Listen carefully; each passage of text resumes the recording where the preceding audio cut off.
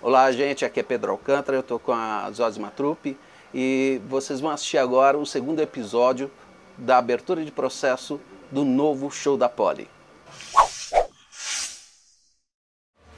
DJ, ao vivo em 2 minutos. Vai lá, cacete. Jesse corre até a plateia, dança com um boato de plumas. Moreira até a Polly.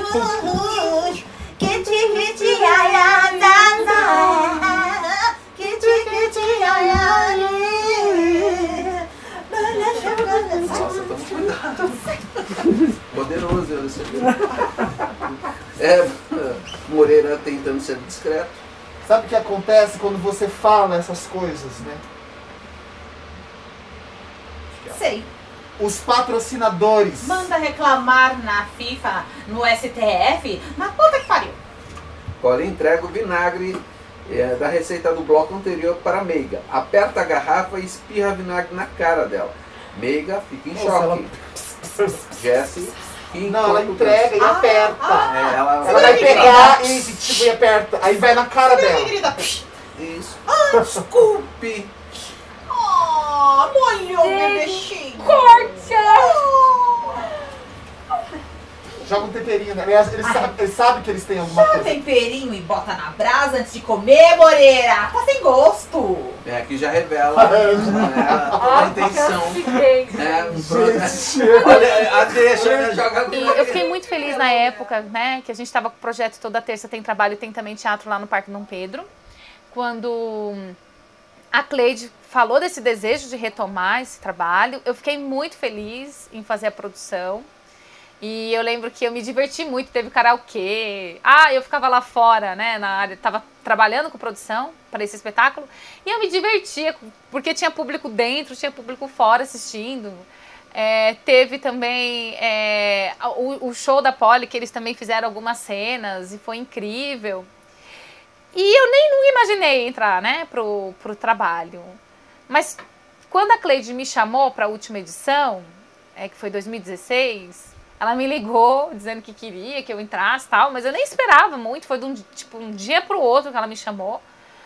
E eu fiquei muito feliz, porque é um trabalho que eu acho muito importante, assim. Quando a gente pensa o que a televisão e hoje em dia a internet está fazendo com a gente, nos manipulando de uma maneira tão escancarada e nociva, então eu acho que a importância desse trabalho para esse momento é gigantesco. Agora a gente está retomando o show da Polly, né? Depois de 16, 17 anos. Aí quando a Cleidoca veio me convidar, e aí o Anderson e todos vieram falar comigo a respeito da retomada e a entrada do Alexandre também nesse processo, e de todos que fazem parte dessa história, eu me pergunto, por que um trabalho que ocorreu há tanto tempo, ele ainda é presente nas nossas vidas? Eu sei que foi muito importante dentro do processo, principalmente da Cleidoca, que ela fez esse show e ela fazia isso brilhantemente, mas naquele momento eu nunca imaginei que ele pudesse dar continuidade. A gente, aliás, não tem ideia do que vai acontecer com uma obra, né? É muito legal dentro dos nossos processos é que quando nós criamos algo, se a gente cria expectativas, elas são muito frustradas. Os melhores trabalhos são aqueles que nascem com a intenção de morrer, né? Porque quando eles renascem com muito mais força. Eu acho que, primeiro, que o tema, pelo menos no momento contemporâneo, não digo que ele seja atemporal, mas ele é muito presente nas nossas vidas, porque essas tragédias humanas, elas fazem parte a cada dia mais. O que mais me dói, aliás, para mim seria até mais agradável, Polly está totalmente desatualizada. Isso é um trabalho que, assim, sabe, datado. Não, isso daí é uma coisa do século início do século XXI, né? Mas não. Se a gente trouxer aquela experiência para hoje, tal qual foi construída, ela vai atingir da mesma maneira. Isso tem o seu lado triste, né? Porque como um espetáculo que tinha esse lado ácido e cruel, nos revela que nós mudamos muito pouco em relação a como nós vivemos e como nós nos relacionamos com a nossa própria vida, com a nossa própria desgraça. Às vezes isso não é uma dramaturgia, mas é uma relação sua com o público. Sim, Sabe? sim, Isso aqui é ela, eu tenho isso aqui dela. Isso aqui vale milhões. Não, porque olha o contraponto, né? Pro Moreira, ela é um lixo, né? Ele falando pra ela. E ela é tudo. Olha o lixo que ela é e ele... Em Deus, Tem né? Deus. Então uma coisa que é legal é a ideia dele gostar de ser manipulado por ela. Porque o princípio do herói, aquela coisa de cultuarmos o herói, o ser humano gosta de ser protegido, a ideia do protegido. Ele imagina ser protegido, mas na verdade ele é manipulado. Vamos fazer um espelho no nosso país? Sim. Então nós temos o herói, esse herói nos protege, mas na verdade está nos manipulando, nos conduzindo para que possa manter ele no trono. E é isso que ele faz. Ele é manipulado para poder manter ela brilhar. Né? Mas ao mesmo tempo ele tem um sentimento assim de proteção, de ternura, sabe? De sentir que a eternidade está ligada à essência dela. Sabe? E acho que uma outra cena que ficou muito na minha mente, que essa foi a parte mais brutal para mim da história, eu acho que foi na terceira apresentação. Eu estava na porta da escola e passou uma mulher com uma criança e ela disse: "Hoje tem teatro, moça?" Eu falei: "Tem." A faixa etária indicada é 16 anos. Por quê? Eu falei, porque a gente manipula armas de fogo em cena e a gente fala algumas palavras de baixo calão, tudo mais. Expliquei. Ela disse, é de graça? Eu falei, mas a faixa etária indicada é acima de 16 anos. Frisei. Ela, não, mas por causa da arma? Não, meus filhos veem isso todos os dias na televisão. E aí naquela noite ela foi assistir, porque eu não podia barrar a mulher. Eu não tinha esse direito. Ela foi com 2 crianças e justamente na cena em que a gente encenava a morte de um mendigo, a criança chorou muito. E naquele momento eu tive vontade de parar a peça e falar, por favor, se retire. Mas eu também não tinha esse direito. Eu acho que aquela noite foi um pouco brutal para mim. E aí tem uma coisa que difere no teatro, que é esse mundo novo, que parece que amplia uma situação, ou abre a minha visão, para que eu veja uma coisa que eu já estava vendo antes, mas que eu não conseguia enxergar. Porque é como se a situação saísse dos 4 lados, né, da caixinha preta, e agora com 3 lados ela ficasse mais clara para mim, aos meus olhos, assim. Eu sou público de televisão desde quando eu nasci. Então, muita coisa eu assisti na infância, na adolescência, assisto até hoje. Sou mesmo público de TV, só que tem uma pegada diferente. O mesmo olhar que a gente tem com a televisão, a gente não tem com o teatro. Na verdade, para mim, o show da Poli, ele é um recorte de tudo que tem de pior na TV. Né?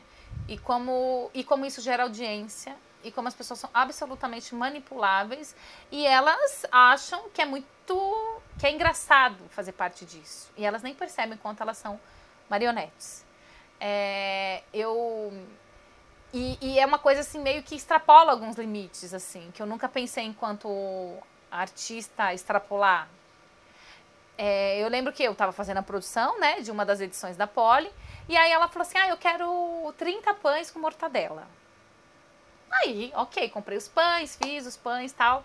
E eu não sabia qual era a dinâmica exatamente do ensaio, porque eu não tinha assistido, não tinha conseguido acompanhar todos os ensaios.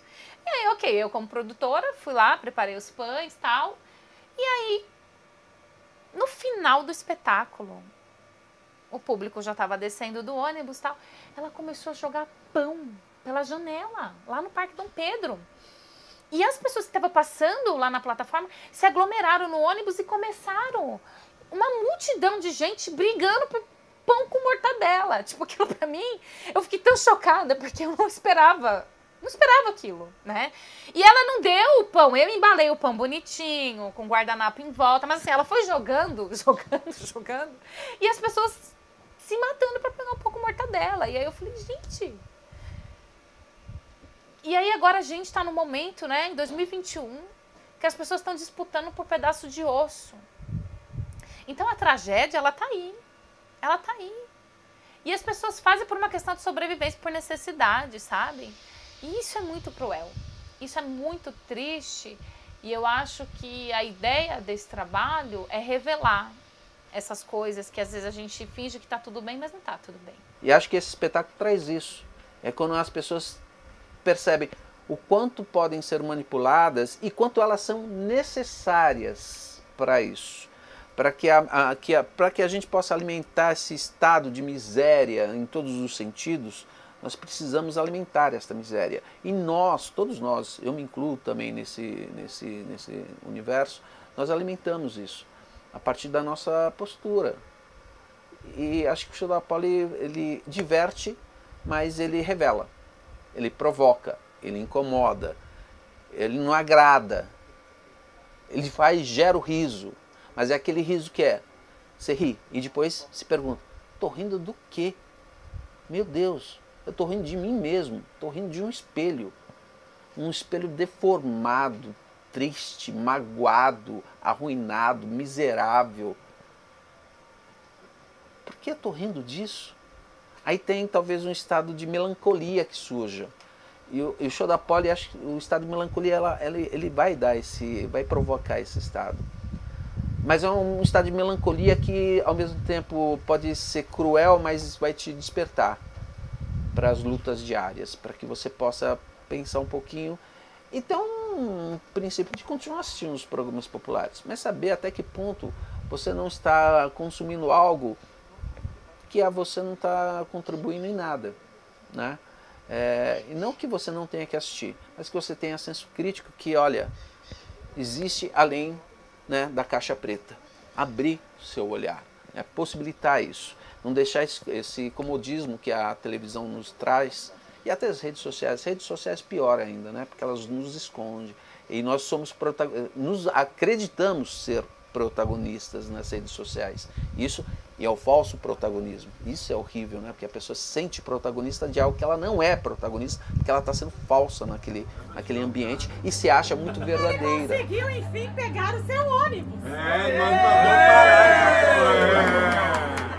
Chegando no ônibus, ele põe a sua mão num dos ferros e sente-se encoxado.